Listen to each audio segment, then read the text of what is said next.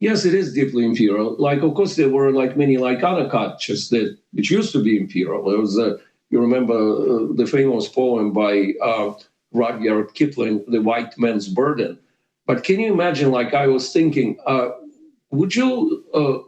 Can you imagine someone like Bruce Willis, who supported the U.S. invasion of Iraq in 2003, reciting Rudyard Kipling on Fox News?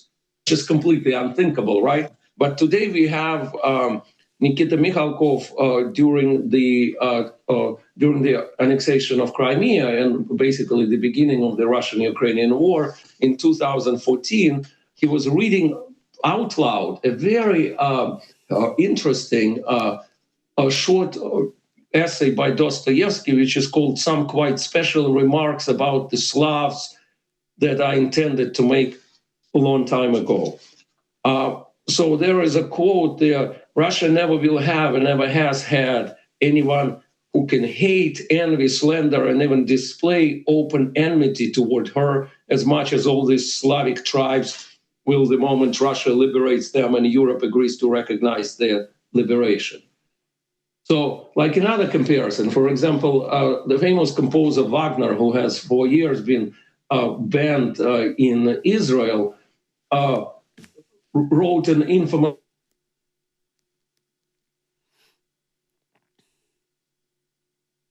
which is deeply, deeply anti-Semitic.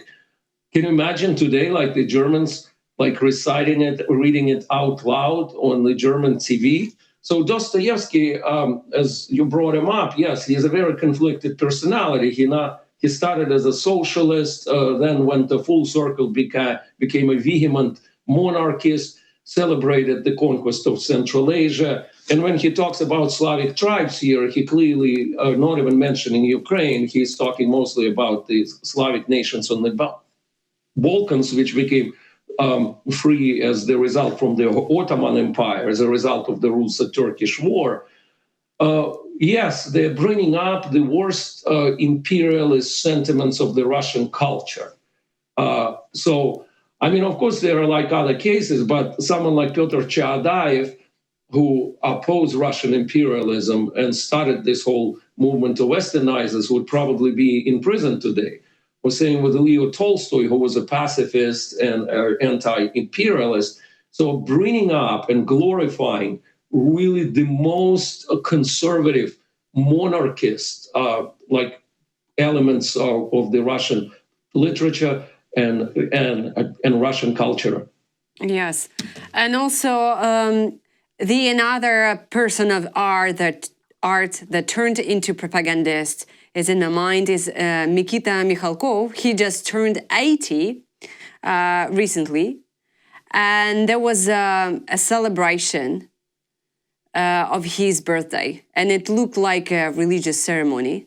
In fact, it's true. It's almost religious because the patriarch personally congratulated him, and it was shown in prime time on TV.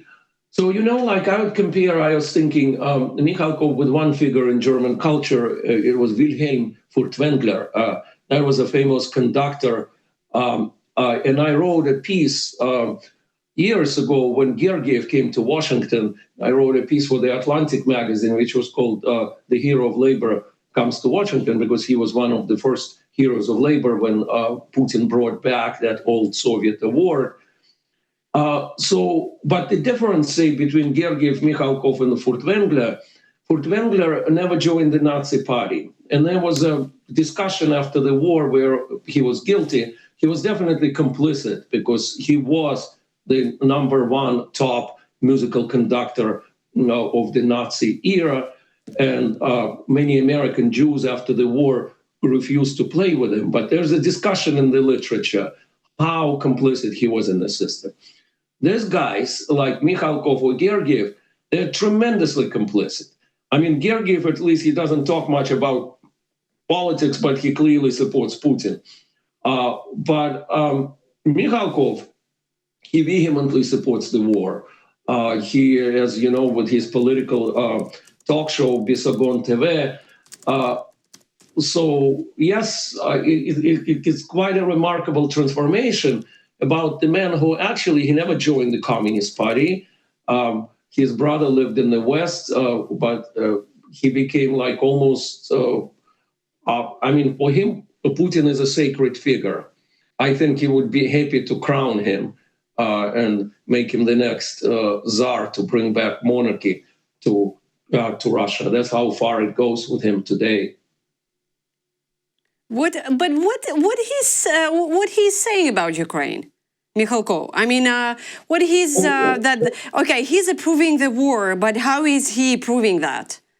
Approving. Well, I think he says, like we talked about, this type of people, they don't see Ukraine as an independent state. They see Ukraine as a historic Russia. So another example, talking about film propaganda and Dostoevsky, there was a very, very famous TV series based on the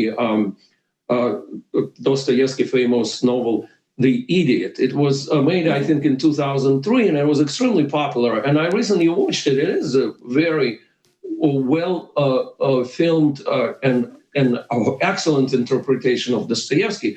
You know that the film director, Bortko, he was born and raised in Kyiv. And he is a vehement supporter of the war. He says that the Kyiv is purely a Russian city. It needs to be brought back. There's no such thing as Ukraine.